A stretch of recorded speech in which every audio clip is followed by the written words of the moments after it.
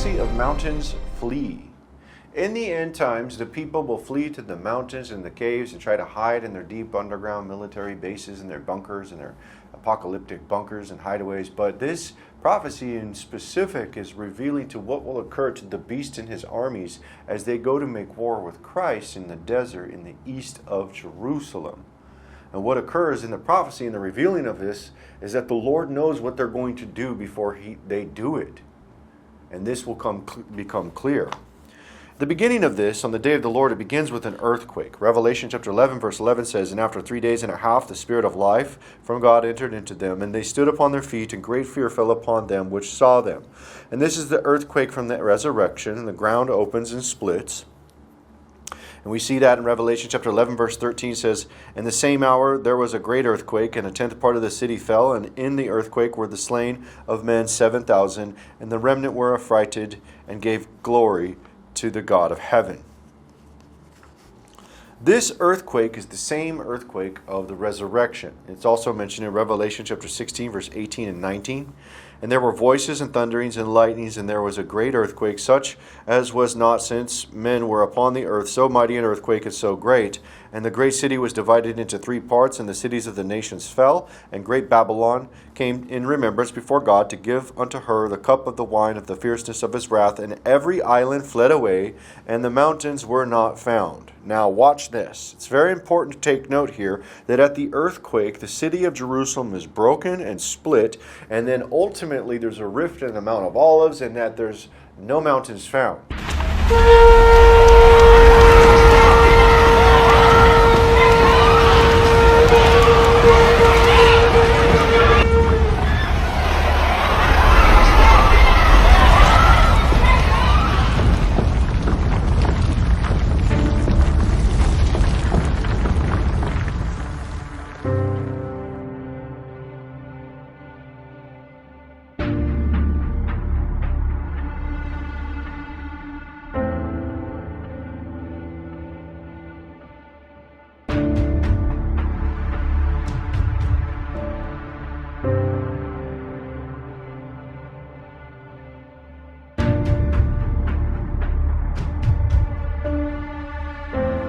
Yes, on that day of the Lord is going to shake the foundations of the earth in his wrath.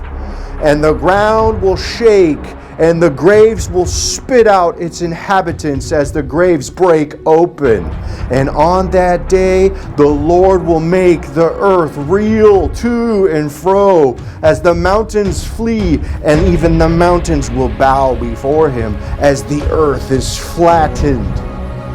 On that day, you see the scroll. On that day, the Lord will clothe the face of the earth with a black veil as he cuts off the wicked on that day. And here's the time of the great earthquake. Zechariah chapter 14, verse 4 and 5 talks about this event with the great earthquake. "And his feet shall stand in that day upon the Mount of Olives, which is before Jerusalem on the east, and the Mount of Olives shall cleave in the midst thereof toward the east and toward the west, and there shall be a very great valley, and half of the mountain shall remove toward the north, and half of it toward the south.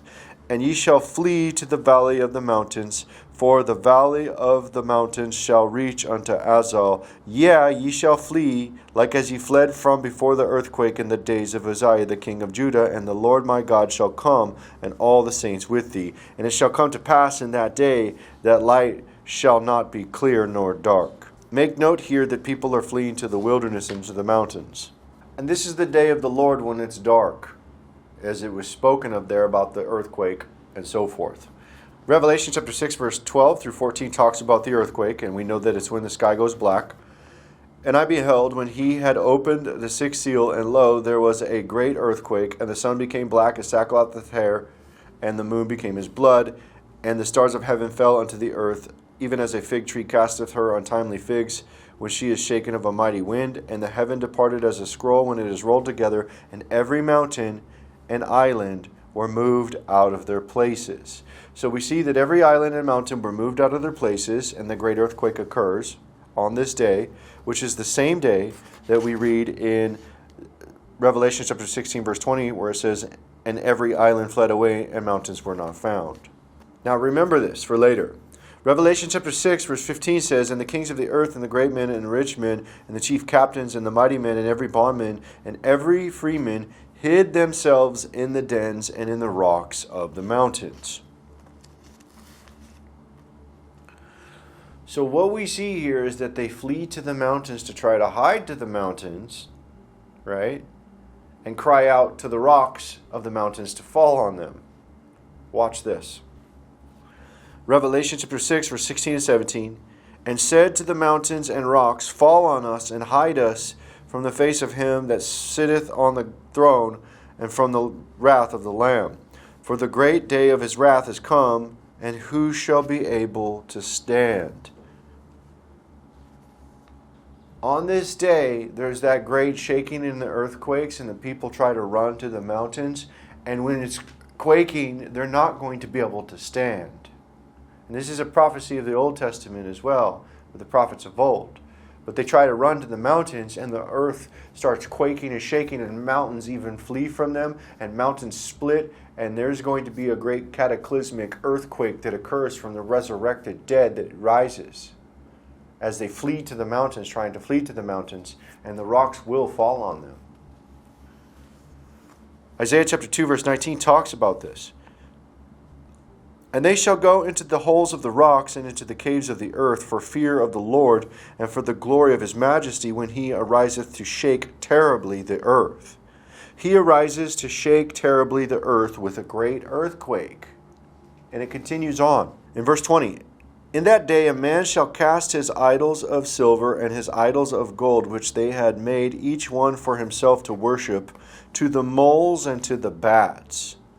They're going to try to throw their idols in the caves to hide them so they're not accountable for their idolatry. To go into the clefts of the rocks and into the tops of the ragged rocks for the fear of the Lord and for the glory of his majesty when he ariseth to shake terribly the earth. They try to go and flee into the mountains when he comes. And Christ, when he was put to death, he prophesied this with two witnesses. He prophesied this day. And in the end, the Lord will also prophesy this with two witnesses. Watch this. Luke chapter 23, verse 30 through 32. Then shall they begin to say to the mountains, fall on us, and to the hills, cover us. For if they do these things in a green tree, what shall be done in the dry? And there were also two other malefactors led with him to be put to death. This was spoken at that time, that the law may be fulfilled, that out of the mouth of two or three witnesses a matter shall be established, as Christ is prophesying this with two witnesses of his death next to him. A prophetic foreshadow of the end. Deuteronomy chapter 19, verse 15 says, one witness shall not rise up against a man for any iniquity, for any sin, and any sin that he sinneth at the mouth of two witnesses or at the mouth of three witnesses shall the matter be established. And this is prophetic foreshadow of the Lord having two witnesses that testify of his death, that are prophesying about these mountains and the rocks and the clefts. Revelation 11:3. And I will give power unto my two witnesses, and they shall prophesy 1,260 days, clothed in sackcloth. And as that drought occurs, the things that are green will no longer be green, but it will be dry. For during those days of that 1,260 days, the drought occurs from the rains being withheld. Revelation chapter 11, verse 6. These have power to shut heaven, that it rain not in the days of their prophecy, and have power over waters to turn them to blood, and to smite the earth with all plagues as often as they will. And this is the 1,260 days in which the trees that were green will then be dry, just like Christ's warning, as he said in the book of Luke, chapter 23. Then shall they begin to say to the mountains, fall on us, and to the hills, cover us. In verse 31 he says, for if they do these things in the green tree, what shall be done in the dry? And there were after him also two malefactors that led to death with him. And what will occur? Two led to death like Christ,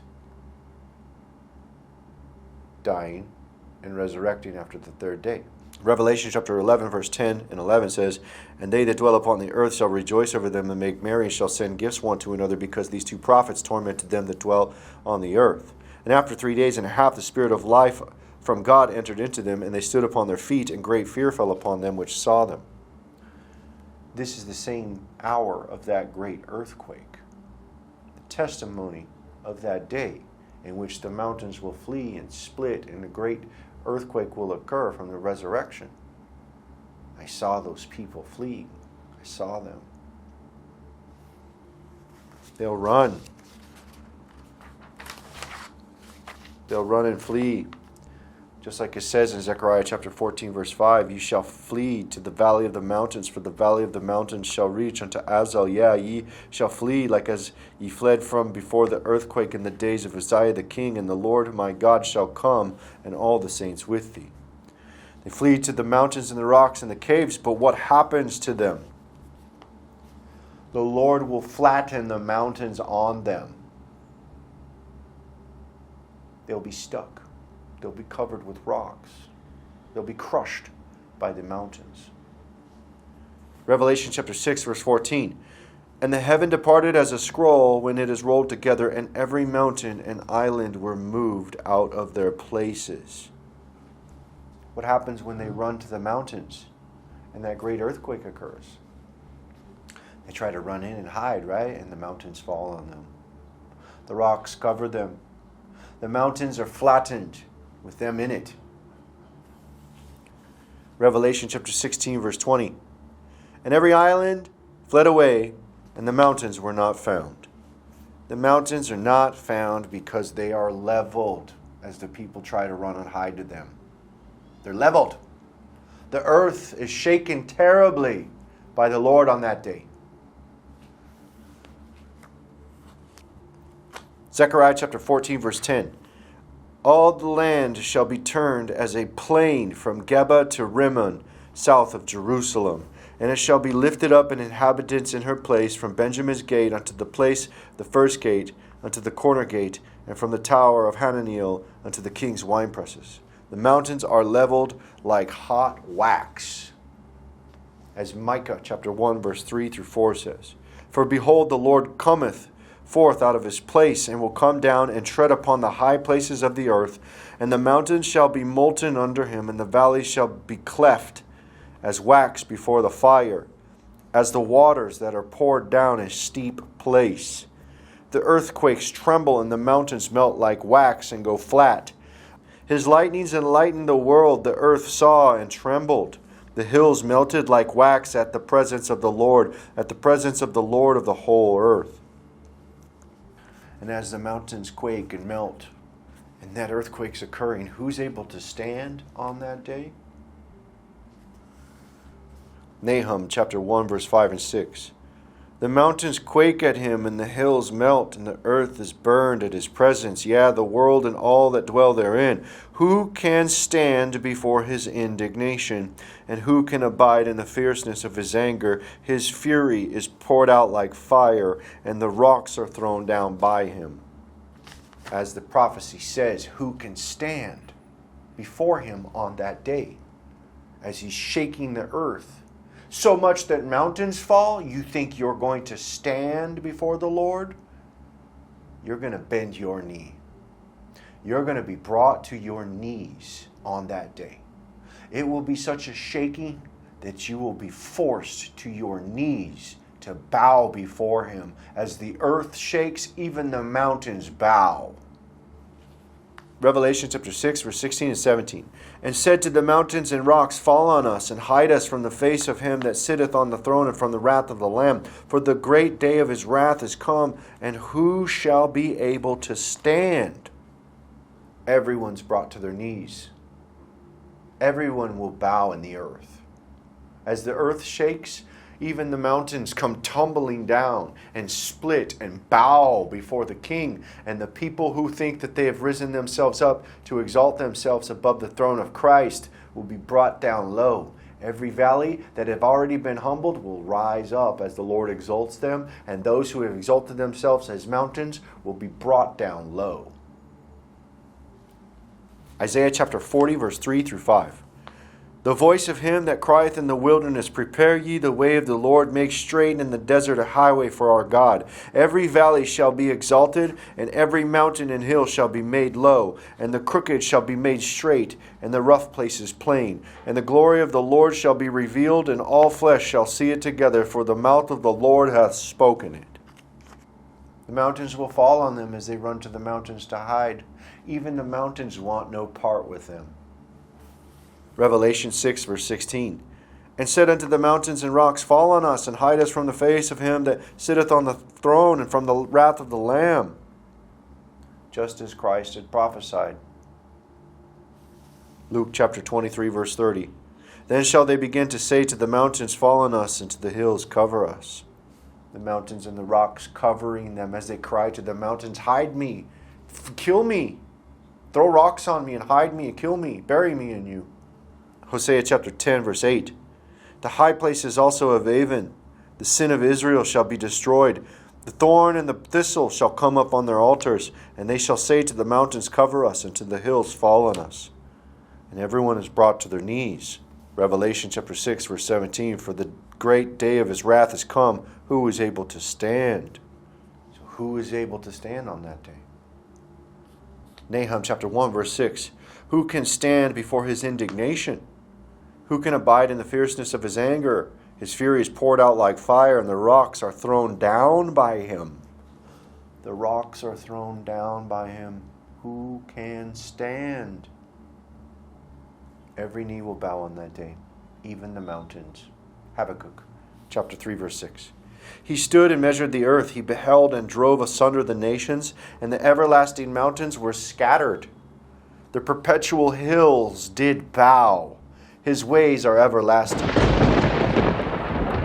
And in the vision, as I sit in darkness, I talk, but only hear echoes.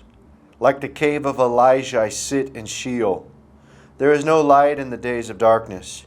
The mountains tremble in fear and don't want to hide the inhabitants themselves. Yes, even the mountains flee from him on that day.